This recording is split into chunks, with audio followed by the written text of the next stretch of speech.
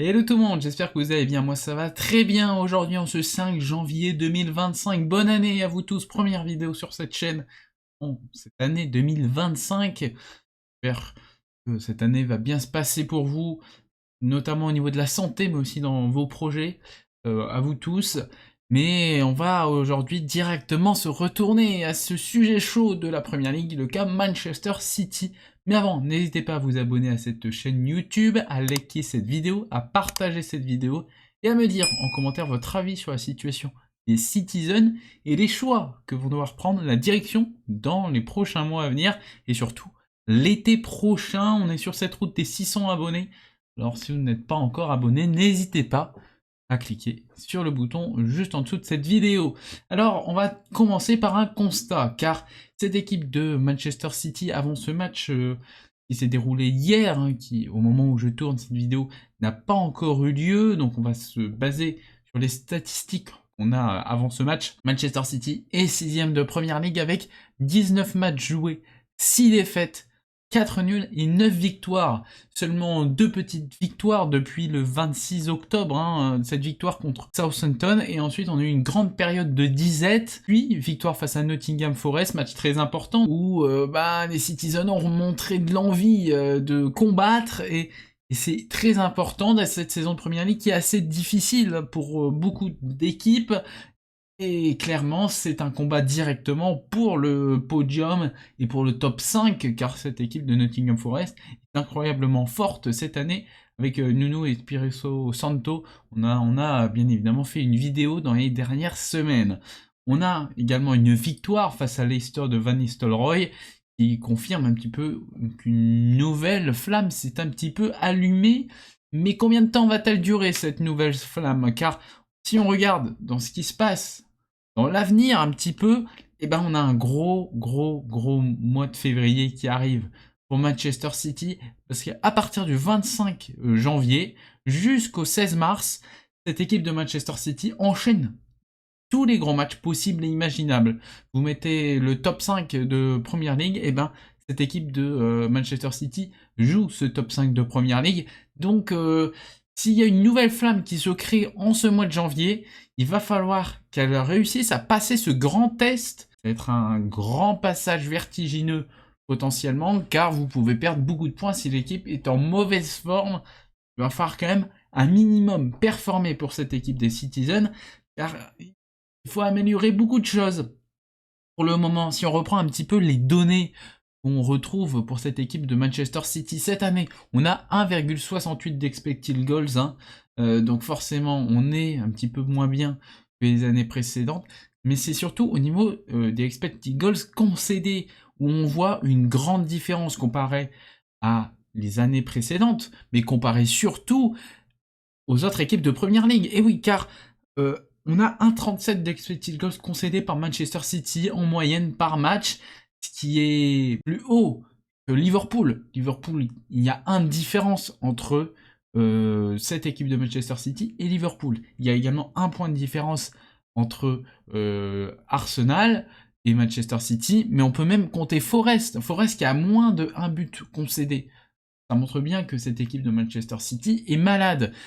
On a toutes les équipes au-dessus de City, de toute façon, qui concèdent moins de buts, et c'est vraiment là le gros problème de Manchester City cette saison, c'est au niveau défensif. Plusieurs choses peuvent expliquer cela, forcément vous avez la blessure de Rodri, où en début on s'est dit que finalement Kovacic va tenir la baraque, et il y a eu la blessure de Kovacic, et là, badaboum, vous avez plus de piliers dans ce milieu terrain, ou du moins vous avez Gundogan, mais c'est plus le Gundogan d'avant, et puis même il faut un joueur purement à vocation défensive, et vous ne l'avez plus. Donc c'est pour ça que lors de ce mercato d'hiver, Pep Guardiola a déjà ciblé un petit peu les envies qu'il souhaiterait avoir pour améliorer cet effectif de Manchester City.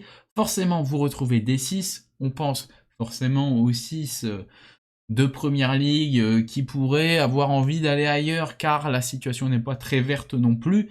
C'est Bruno Guimaraes du côté de Newcastle, où le projet Newcastle stagne clairement. Ça pourrait être pas mal pour Manchester City d'aller le chercher, et je pense que tous les deux auront un but commun, c'est-à-dire de passer dans une nouvelle ère pour essayer de rapporter des titres, des nouveaux titres. Car c'est bien ça aussi le problème de ce Manchester City, c'est la fin d'une ère, tout simplement l'ère où Guardiola a tout dominé avec une certaine équipe qui a bougé à certains points. Forcément, il faisait des ajustements, des fois des ajustements avec des joueurs où vous avez dépensé beaucoup d'argent, je pense notamment à Jack Grealish, où vous avez dépensé beaucoup d'argent. Aujourd'hui, vous voyez cette stat où voilà, on dit que Jack Grealish marque plus beaucoup de buts.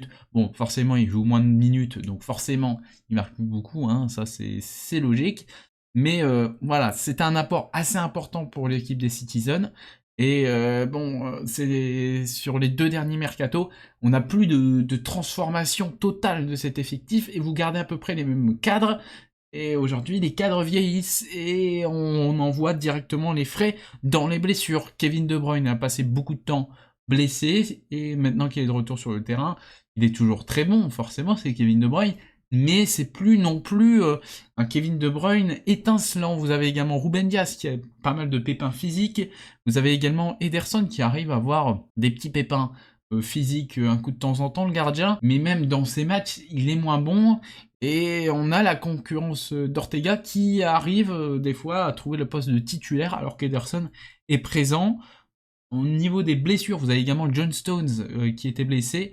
Vous avez eu Nathan Ake qui était blessé début décembre. Donc ça montre aussi que cette stat des expected goals concédés, eh bien c'est lié aussi à beaucoup lié aux blessures. Où Ake n'a pas été là à un moment, Stones n'a pas été là à un moment, Diaz n'a pas été là à un moment. Cet enchaînement des choses fait que cette équipe de Manchester City est moins costaud qu'avant, mais ce problème de défense s'est illustré également par d'autres manières, notamment par le cas de Kyle Walker, où sur son côté, c'est quand même assez fragile contre certaines équipes, hein, notamment en Ligue des Champions. On a pu voir qu'il était un petit peu à l'ouest à des moments, mais pareil, c'est face à Manchester United, où Kyle Walker n'était pas tip-top. Hein.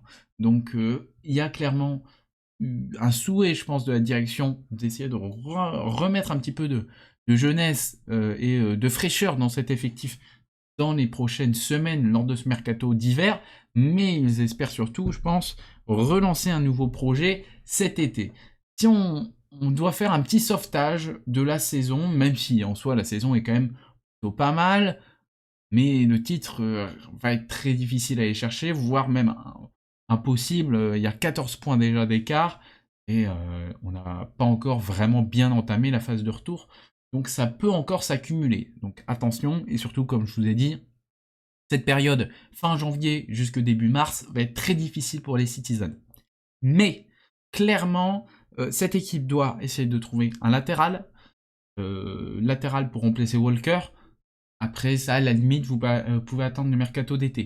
Mais ce qui est primordial là pour eux, lors de ce mercato d'hiver, c'est de trouver un 6. On a parlé forcément de Zubimendi, transfert avorté du côté de Liverpool cet été. On en parle forcément là, du côté de Manchester City, pour ce mois de janvier.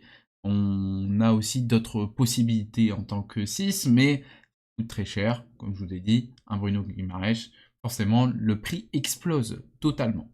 Ensuite, ce qui serait pas mal pour Manchester City, c'est d'apporter de la solidité défensive, donc d'aller chercher un défenseur, mais pareil, ça va coûter assez cher, surtout sur un mercato d'hiver.